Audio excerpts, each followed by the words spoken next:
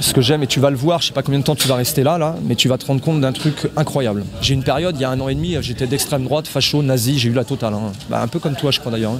Parce que j'ai vu qu'on m'a identifié dans des trucs cet après-midi sur toi, les antifas rennais qu'on mis. Ouais, c'est pour ça que quand je te vois là, ça m'a fait marrer. Je dis tiens, c'est marrant.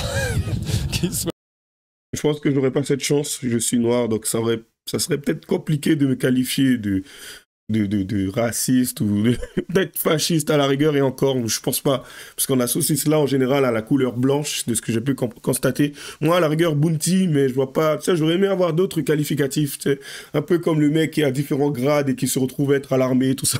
Moi, je dirais, et il y en a 3, ça change, parce qu'en général, il y en a qu'un. Donc, ouais, on voit que je suis monté au niveau de la hiérarchie, tu vois. Je suis quand même assez haut dans l'échelon. Au-dessus, c'est l'espace. Au-dessus de l'espace, c'est la galaxie. Donc, on va essayer de l'atteindre et de dépasser, pourquoi pas. Petite vidéo aujourd'hui sur le Jarl. Alors, une vidéo de Vincent Lapierre que j'ai trouvée captivante. Et je n'ai pas fini, je suis qu'à la première vidéo. Bien sûr, moi, je suis à la version contributeur puisque je paye pour regarder les versions longues. Et franchement, c'est vraiment intéressant, captivant et enrichissant.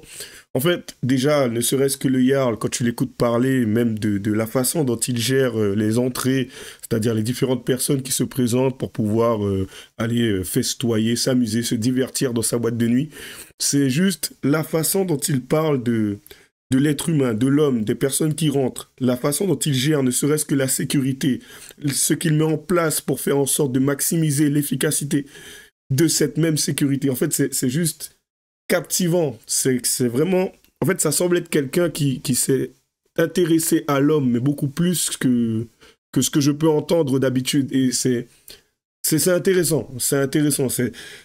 Comment je l'associerais, c'est comme regarder un documentaire animalier, quoi. C'est comme la façon dont il parle de l'homme, le fait qu'il soit territorial, comment il gère les nouvelles entrées, les personnes qui viennent habituellement, ceux qui peuvent causer problème ou pas, même cette rigueur qu'il y a, tu sais, cette façon de respecter les règles pour faire en sorte que tout se passe bien dans la soirée. Et en fait, c'est juste enrichissant, c'est captivant, c'est... Mais bon. Bien sûr, on va voir cette vidéo et j'en perds mes mots. À tout de suite.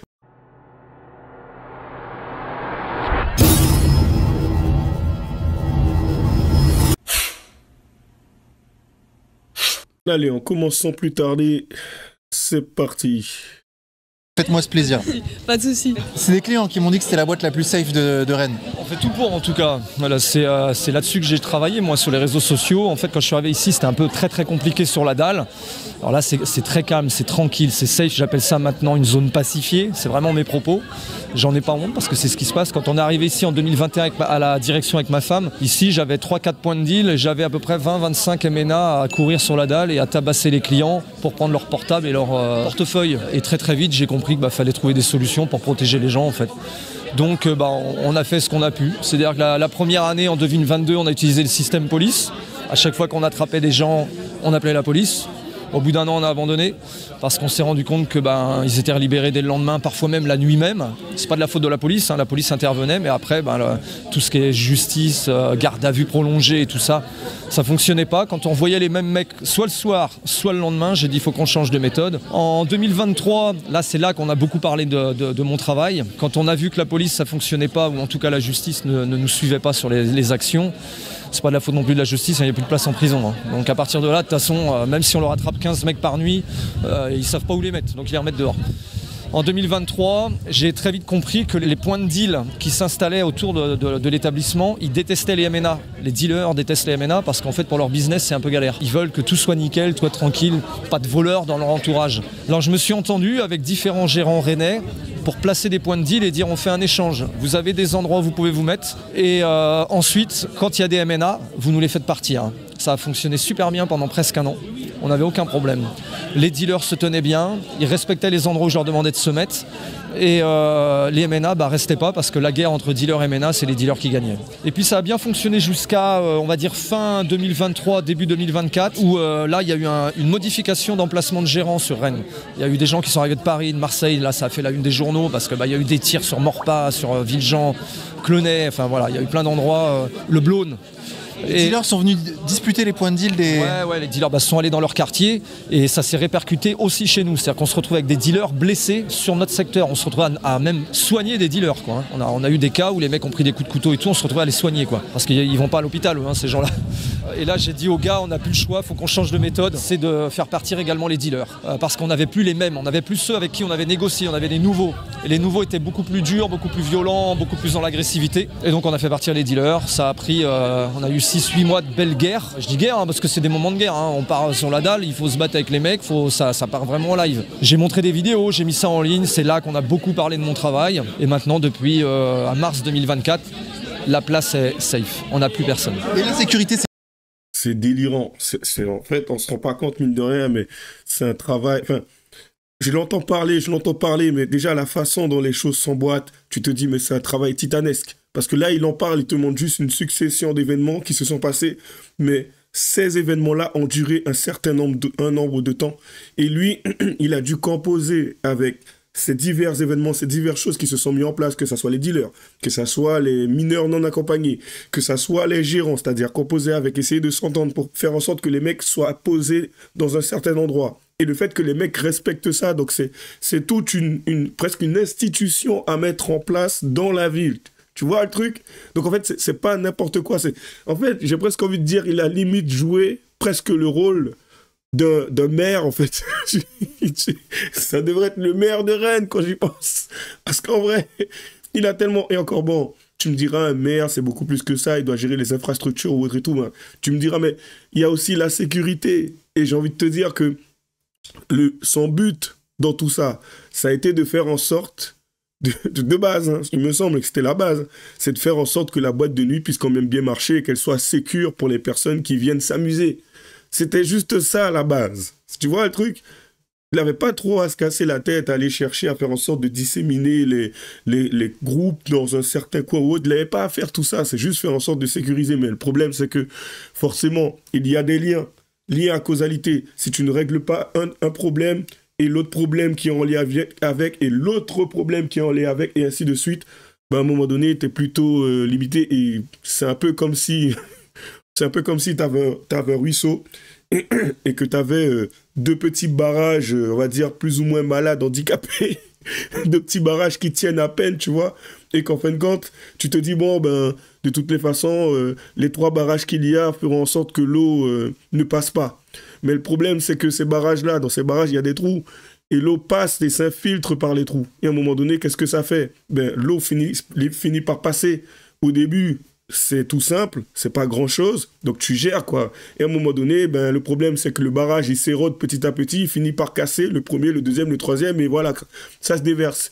Mais c'est sa capacité d'adaptation aussi qui est aussi, que je trouve ultra intéressante, c'est qu'à chaque fois qu'il y a un événement ou certaines choses qui changent, comme le fait qu'il y ait de nouvelles personnes qui viennent sur Rennes, ben, lui, il réadapte sa façon de procéder. Et en fait, c'est ça, c'est cette capacité que l'on ne voit pas chez les politiques, en fait. C'est la capacité d'adaptation. Le monde, il change, les choses changent. Et eux, ils ont toujours la même politique, la même vision des choses. Là, on a quelqu'un qui sait s'adapter, ne serait-ce qu'au niveau de la sécurité. Et mine de rien, dans sa façon de procéder, c'est littéralement, je pense, quelque chose que l'on peut appliquer à la sécurité, à l'immigration d'un pays. C'est délirant, c'est délirant. Et ça, c'est juste... en une petite partie d'une vidéo. Allez, on poursuit. C'est-à-dire que tu as fait ce que l'État n'a pas fait. J'ai fait ce que l'État n'a pas... Enfin, j'ai pas les mêmes moyens que l'État. C'est un peu compliqué. On me dit toujours ça, mais la police, ils font ce qu'ils peuvent avec ce qu'on leur donne. Eux, ils sont prêts, hein. Ils attendent que ça. Hein. Nous, on les côtoie toutes les nuits, les policiers. Ils font un boulot de dingue. Sauf que le problème, c'est que derrière, on a beau emmener des gens en garde à vue, on a beau mettre des dossiers au procureur. Quand il n'y a plus de place dans les prisons, il n'y a plus de place, en fait. C'est qu'est-ce que vous voulez qu'on foute de tous ces gens-là? Donc je râle tout le temps parce que je dis toujours, ils nous les laissent tous dehors. Quand on a des problèmes dehors, quand on a des grosses bagarres sur les recalages ou quoi, on a toujours affaire à des gens qui sont multi-condamnés. Tout le temps, hein, c'est 100% de notre travail. À chaque fois qu'on a des gardes à vue à mettre ou qu'on interpelle des gens et que les policiers viennent prendre le relais, systématiquement, c'est des multi-condamnés. Donc moi, j'ai pété des câbles en vidéo parce que je disais, mais les mecs, ils sont tous dehors, en fait. Tous ceux qui sont dangereux sont dehors. Et aujourd'hui, en plus, je dis ça depuis 3 ans, maintenant on l'a vu, il n'y a pas une semaine, 15 jours qui se passe en France sans qu'il y ait un mec en sortie de discothèque qui se fait poignarder ou tirer dessus. C'est dramatique. Et c'est pas de la faute des boîtes, c'est que les gens sont dehors. Les gens dangereux sont dehors. Donc nous, on est la première ligne. Hein, parce que ces mecs-là dangereux, ils veulent rentrer dans les boîtes de nuit. Donc notre travail, c'est de faire attention, d'être capable de les filtrer. Mais comme c'est pas marqué sur la tête de tout le monde que ce sont des gens dangereux, malheureusement, parfois, ils se retrouvent dans les boîtes. Et c'est à nous de gérer ça. C'est ça le problème, c'est que tout a été balayé constamment. Dès qu'on parle sécurité en France, on est mis à l'extrême droite. Le mot sécurité, c'est d'extrême droite. Et donc pendant très très longtemps, on nous a tous bannis. Tous ceux qui parlaient de ce sujet, on était foutus dehors, quoi. C'est pas de médias, ou alors c'était juste pour nous déglinguer. On était saccagés, quoi. Ça a vraiment changé là, puisque maintenant c'est un peu l'inverse. Maintenant les médias nous appellent de tous bords, hein, et les plateaux télé nous appellent. Nous, hein, tous ceux qui font comme moi, parce que je suis pas le seul, hein, il y en a plein qui font comme moi, les gens parlent de moi, mais en vrai il y en a plein qui font ça, des lanceurs d'alerte, il y en a beaucoup. Hein. Aujourd'hui, malheureusement la période nous donne raison, quoi. C'est triste, j'aurais bien voulu avoir tort finalement, mais j'ai eu raison. Et ouais, que voulez-vous? On a beaucoup des personnes, on connaît le fameux Jean-Marie Le Pen, lanceur d'alerte. Beaucoup de personnes disaient qu'il avait tort. Et en fin de compte, aujourd'hui, on est dans cette même réalité qu'il avait évoquée. C'est pareil pour le Yarl. Donc, en fin de compte, à chaque fois, on parle, beaucoup de personnes, ils parlent. Je me mets dans l'eau comme si... ils parlent, personne ne les écoute. À un moment donné, j'ai envie de te dire, les choses, elles avancent. Le présent, il n'est pas toujours présent. Cette réalité, en fait, elle change, elle évolue, ou elle régresse. En tout cas, elle se modifie. Et à un moment donné, on se retrouve confronté à la réalité actuelle. Après, il faut justement composer avec elle. Et c'est cette capacité d'adaptation, comme je viens de le dire juste avant. Ouais, je suis captivé. Je trouve ça ultra intéressant. C'est rare de voir ça. Et ça, c'est à l'échelle de base. En tout cas, de base. C'était à l'échelle d'une boîte qu'il a réussi à étendre quand même un peu à l'échelle de la ville, quoi, en fait. Bon, je pense pas que ça soit toute la ville, mais c'est quand même intéressant de voir ça. Tu te dis, ok, c'est un peu comme une expérience réelle, tout simple. Je sais pas comment on dit ça, je perds mes mots, excusez-moi. Mais c'est comme une expérience et en même temps, tu te dis, mais t'imagines si tu l'appliques à un pays, c'est comment les choses fonctionneraient. Bon, allez, on reprend. Ce que j'aime, et tu vas le voir, je sais pas combien de temps tu vas rester là, mais tu vas te rendre compte d'un truc incroyable. J'ai une période, il y a 1 an et demi, j'étais d'extrême droite, facho, nazi, j'ai eu la totale. Hein. Un peu comme toi, je crois d'ailleurs. Hein. Ouais, parce que j'ai vu qu'on m'a identifié dans des trucs cet après-midi sur toi, les antifas rennais qu'on mis. Ouais, c'est pour ça que quand je te vois là, ça m'a fait marrer. Je dis tiens, c'est marrant qu'il soit là. Quand on est ici, on se rend compte que tous ces gens qui disent ça là, sont vraiment à la masse, quoi. Je les invite à tous venir ici en fait. Je suis le mec à Rennes qui fait rentrer le plus de rebeux et de renois dans cette boîte. Et j'en suis très fier en fait. Par contre, quand ils viennent tous chez moi, que ce soit les rebeux, les renois, les blancs, les pays de l'Est, parce qu'évidemment je suis croate, donc je parle des pays de l'Est, tout le monde se tient à carreau. Ils connaissent tous ma règle. Par contre, il y a beaucoup de gens qui peuvent rentrer nulle part. Je suis le seul mec qui les fait rentrer. Et quand tu leur demandes, eux-mêmes le disent. Il n'y a pas une boîte qui les fait rentrer. C'est moi le facho, c'est moi le facho, c'est juste incroyable. En réalité, je fais rentrer des mecs qui ailleurs ne peuvent pas rentrer, par contre chez moi ils bougent pas, ils ne bougent pas une oreille. Et ils savent pourquoi ils ne doivent pas bouger une oreille. C'est qu'en fait je fonctionne comme eux. Si tu déconnes, moi aussi je peux déconner. C'est ça la règle en fait. Alors tu leur fais confiance en gros, tu leur donnes une chance. Je leur donne une chance, ouais. Parfois 2, parfois 3. Parce que parfois ils essayent. Alors quand ils essayent, je râle, la punition tombe, elle est très très sévère. Et puis quand ils viennent s'excuser, la punition saute. Ils savent qu'il y a des punitions, ils connaissent même le grade des punitions, c'est très drôle. Ouais, j'en ai fait un livre d'ailleurs, j'en ai fait un livre. Ouais, j'en ai fait un livre, il sort au mois de mars, le 13 mars d'après mon éditeur. J'en ai fait un livre où j'explique le degré des punitions. Mais c'est ça qui est assez contradictoire entre ce que l'extrême gauche va me donner comme étiquette, me donne de moins en moins, parce qu'ils se sont rendus compte que c'était des grosses conneries qu'ils racontaient. Attends, justement, ouais. L'extrême gauche ici, elle domine la ville. Moi on m'a reconnu dans la rue, j'ai dû esquiver, partir dans les ruelles, etc. Casse-toi facho. Elle domine la ville, mais... Les antifas sont très forts ici. Les antifas, ils sont forts de quoi? Là, ils sont forts de rien du tout. Ils se mettent à 30, à 40 pour péter une vitrine. Vous trouvez que c'est fort ça? C'est des jeunes. Hein. Parce que le plus drôle dans ce cas-là, Vincent, je vais quand même te dire que les mêmes mecs qui m'ont affiché sur les réseaux il y a 1 an et demi, ils sont chez nous le week-end. Il me serre la main. Le propriétaire des lieux me dit mais pourquoi tu les laisses rentrer? Parce qu'il les reconnaît, parce que comme on a une procédure contre un groupement, c'est Union Pirate, moi je les mets au procès, j'ai un avocat qui s'occupe d'eux. Même le propriétaire des lieux, mais tu me dis mais pourquoi tu les laisses rentrer? Mais ils ont 19-20 ans, ils ont l'âge d'être mes enfants. Qu'est-ce que vous voulez que je fasse? Ils font les malins derrière leurs réseaux sociaux, et puis ils viennent là le week-end en boîte, et quand je leur dis mais pourquoi vous êtes là? Parce que c'est l'endroit le plus sécurisé de Rennes. C'est quand même incroyable, c'est-à-dire qu'ils détestent ce que je suis, mais quand ils doivent sortir quelque part, ils sortent ici. Qu'est-ce que tu veux que je réponde à ça? Moi je les laisse rentrer parce qu'ils ne sont ni dangereux pour moi, ni dangereux pour mes clients. Donc je les laisse rentrer. Ils rentrent, ils me serrent la main, ils s'en vont et puis après ils font des posts sur leur réseau. Mais je ne suis pas un idiot, ils ont 18-20 ans, j'ai eu 18-20 ans, j'ai été de gauche aussi, j'avais parfois des avis un peu disproportionnés par rapport à la réalité. J'ai vieilli, j'ai des enfants, j'ai 50 ans, je me suis droitisé, je ne suis pas d'extrême droite mais je suis de droite. Voilà. Et je le dis, j'ai aucun problème avec ça en fait. Voilà, j'assume complètement. De toute façon, maintenant, le moindre mec qui n'est pas à l'extrême gauche, de toute façon, je crois que maintenant, il est facho d'extrême droite. Donc, il n'y a plus de gens à droite, il n'y a plus de gens de gauche. C'est soit extrême gauche, soit tout le reste, c'est des nazis maintenant. Bah alors, qu'est-ce qui s'est passé? Bon, déjà, j'ai trop apprécié le fait qu'il ait parlé de la punition ou la sanction. C'est qu'en fait, elle est hiérarchisée, tu vois. C'est qu'il y a des degrés. Et en fonction de ce que tu fais, en fonction du nombre de fois, la sanction, elle tombe. Il y a un moment, il y a quelque chose qui peut la faire sauter ou la faire diminuer, concrètement. Mais c'est juste magnifique. Et en fin de compte, je pense qu'il a dû expérimenter cela, enfin, je pense, je sais pas, je spécule, qu'il a dû expérimenter cela plusieurs fois, voire en fonction de l'individu, de la personne, voire même peut-être certaines cultures, et chercher à savoir ce qui serait le plus adéquat pour pouvoir, à mettre en place, pour faire en sorte que cela soit efficace. Et en fait, c'est juste, c'est magnifique. C'est magnifique. T'as un mec qui a une boîte de nuit, enfin, qui gère une boîte de nuit concrètement, et qui arrive à mettre en place certains concepts et faire en sorte de trouver les concepts les plus adéquats. Je dis bien les plus adéquats, ça ne veut pas dire que ça fonctionne à 100%, mais c'est ceux qui fonctionnent le plus, et faire en sorte que sa boîte de nuit marche bien. C'est juste... Après, peut-être que je ne suis pas assez informé dans la situation et peut-être que certains me diront oui, mais ça existe déjà et tout. Mais c'est la première fois que j'en entends parler. C'est juste délirant. Même la façon dont il en parle, c'est captivant. Comme j'ai dit, ça c'est comme un documentaire animalier. C'est juste délirant. Et la prochaine vidéo, pour moi, c'est la dernière d'ailleurs, et c'est juste épique. L'être humain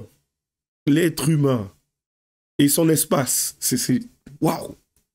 Allez, et puis bien sûr, le paradoxe de la gauche. Hein.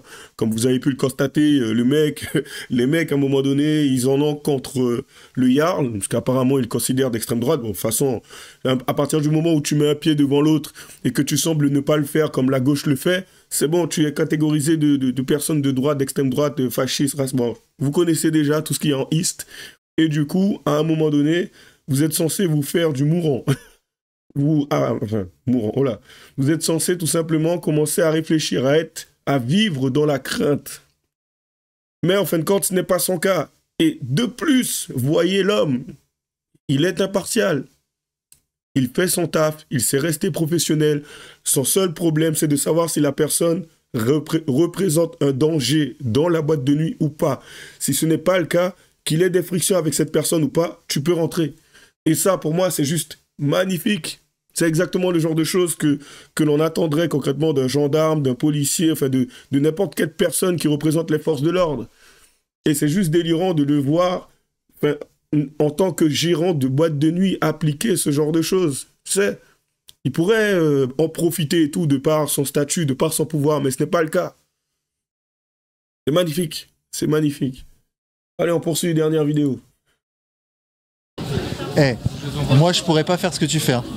Moi, il me ferait de la peine, je ferais vas-y, rentre. Je te jure. Tu peux pas. Tu peux pas faire ça. Je peux pas. En fait, il y a des règles.